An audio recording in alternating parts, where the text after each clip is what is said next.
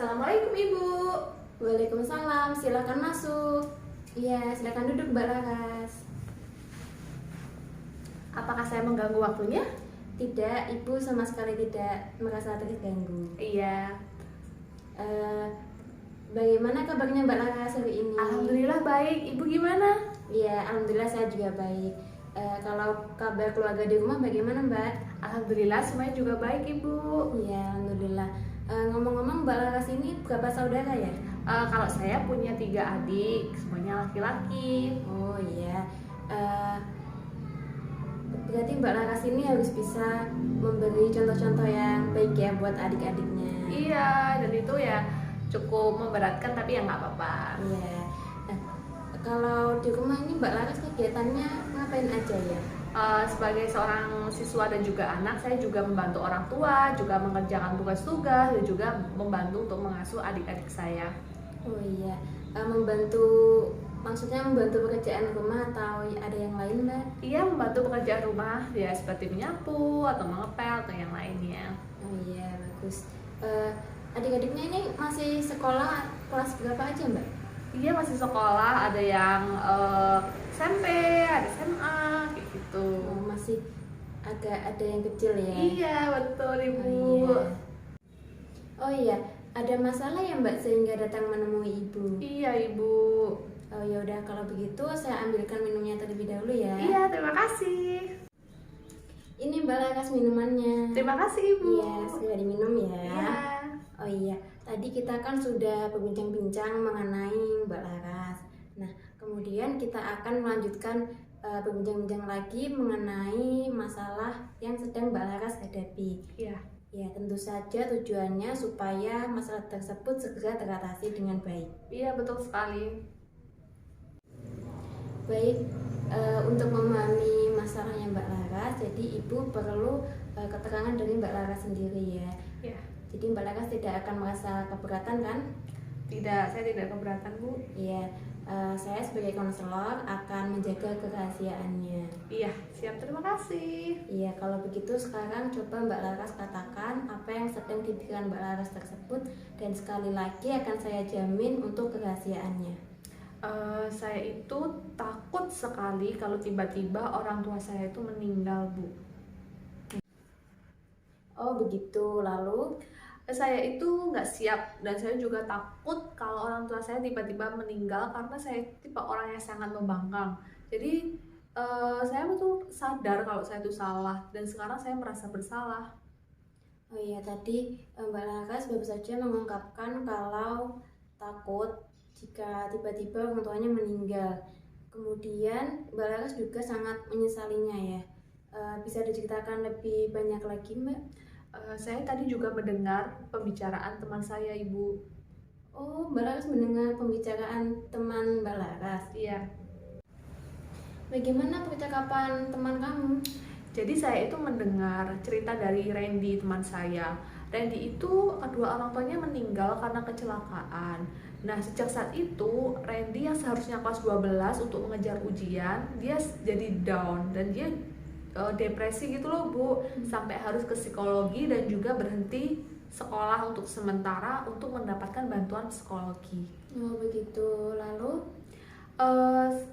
Nggak nyangka aja kenapa ya seorang Randy yang sebelumnya ceria terus suka membantu, akhirnya dia tuh depresi, bener-bener down banget. Baik, jadi Mbak Laras ini sedih saat mendengarkan pengalaman Randy. Iya, yang saya dengar juga Randy itu juga merasa menyesal dan juga sadar setelah orang tuanya meninggal. Jadi saya tuh takut kalau nantinya saya ada di posisi Randy, saya pasti nggak akan bangkit Bu. Oh iya, lalu kalau saya tidak salah Mbak Laras tadi merasa menyesal ya? Iya, saya sangat menyesal dengan sikap saya. Terlebih lagi saya juga punya teman namanya Karisma.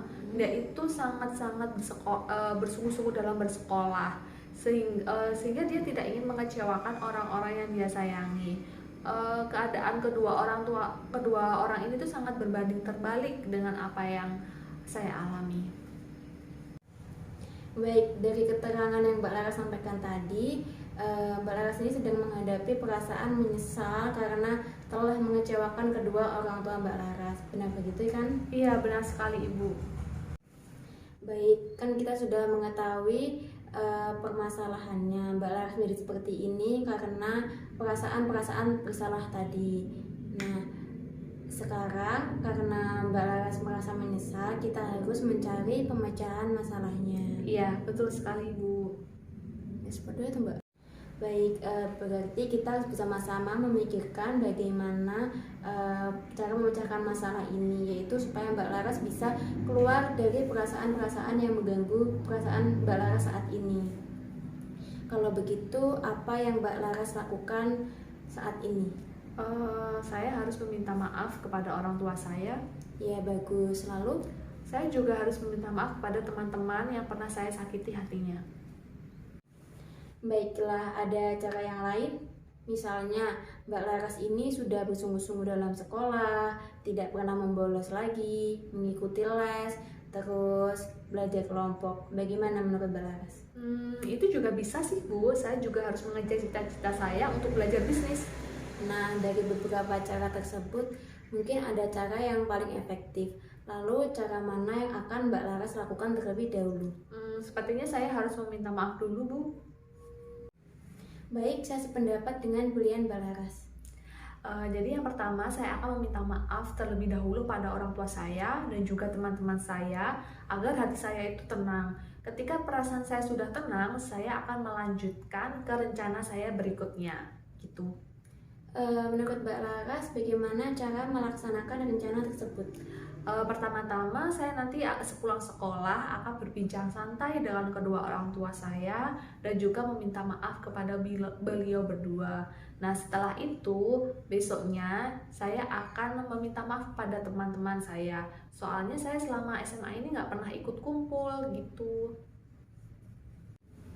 Baik, memang sesuai rencana Mbak Laras ini harus melakukan rencana-rencana tersebut supaya Mbak Laras tidak merasa dihantui oleh perasaan-perasaan yang menyesal tadi. Nah, jadi masa lalu itu Mbak Laras jadikan saja pengalaman karena masa depan Mbak Laras ini harus lebih dijalani dengan baik lagi. Ya, betul sekali Ibu. Saya juga akan mengajak teman-teman saya untuk lebih bersungguh-sungguh. Tapi sepertinya teman saya sudah menyadarinya. Baik, kalau begitu bagaimana perasaan Mbak Laras sekarang ini setelah melakukan proses konseling? Alhamdulillah, saya sudah merasa lega. Saya sudah tahu apa yang sekarang akan saya lakukan. Baik, kira-kira bagaimana rencana-rencana tadi dilakukan? Tentu saja saya akan mempunyai banyak sekali teman dan juga orang tua saya akan menaruh harapan yang besar untuk saya sehingga mereka pasti senang kalau saya berubah. Baik, tadi kita sudah berbicara mengenai penyesalan Mbak Laras dan keinginan Mbak Laras untuk berubah. Kemudian Mbak Laras akan melakukan apa saja tadi? Meminta maaf kepada orang-orang di sekitar saya sehingga perasaan saya lebih tenang. Ketika perasaan saya sudah tenang, saya akan fokus meraih cita-cita saya. Saya tidak ingin mengecewakan kerja keras kedua orang tua saya. Ya, ternyata sudah banyak sekali ya. Bagaimana menurut Mbak Laras pertemuan kali ini? Sudah cukup atau kita lanjutkan di lain waktu? Saya rasa sudah cukup dulu ya Bu, sudah sore saya harus bertemu dengan kedua orang tua saya. Maaf kalau saya mengganggu waktunya Ibu. Tidak apa-apa, Ibu sangat senang bisa membantu Mbak Laras. Kalau begitu, pesan saya untuk Mbak Laras adalah tetap semangat kalau saat sekolah dan jangan membolos lagi. Iya, terima kasih Bu. Iya, kalau begitu Mbak Laras jangan lupa jaga kesehatan dan tetap mematuhi protokol kesehatan. Ya, semoga Ibu juga tetap sehat selalu ya. Iya, terima kasih. Terima kasih, saya permisi dulu ya Bu. Iya, hati-hati ya. Iya, terima kasih.